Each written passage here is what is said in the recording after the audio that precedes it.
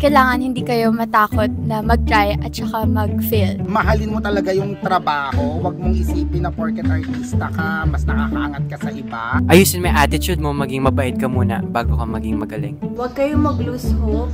Wag!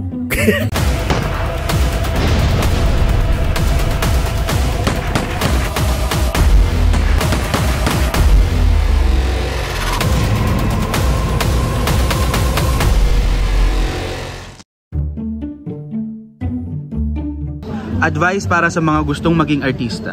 Ayan, advice ko siguro ano lang talaga kayo. Kailangan nyo ng tiyaga. Kasi hindi naman yan one-time click. Kung meron man, edi sobrang swerte ng tao na yun, di ba? Pero kailangan ng tiyaga. Siyempre, galingan natin. Lagi lang tayong humble. Stay humble kung may mararating man tayo. At ayun, lagi tayong magpasalamat sa Panginoon.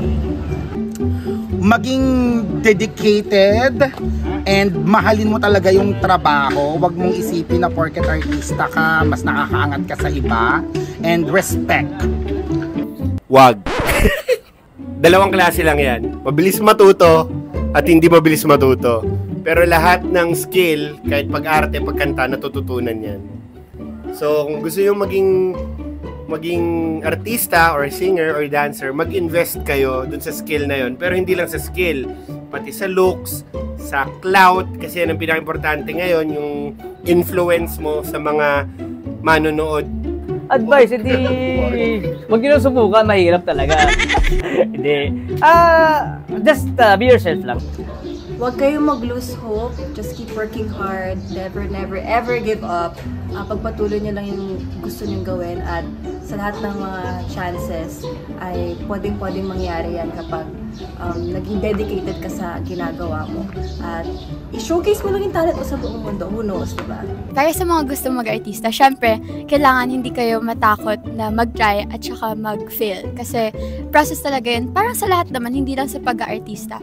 Kailangan mong masubukan na ma-reject and everything. Since sa mga mistakes mo, dun ka nakakakuha ng lesson. And ayun, just keep on trying. Kasi kung gustong-gusto mo talaga yung ginagawa mo, makukuha mo yun. Tama.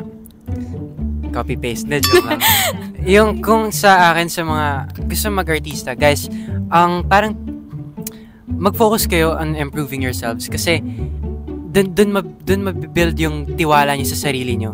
Nakakailanganin nyo all throughout sa journey nyo sa pag-artista. Kasi once na nagtiwala ka sa sarili mo, parang susunod na yan magtitiwala na rin yung iba sa'yo. And of course, yun, ayusin mo yung attitude mo, maging mabait ka muna bago ka maging magaling.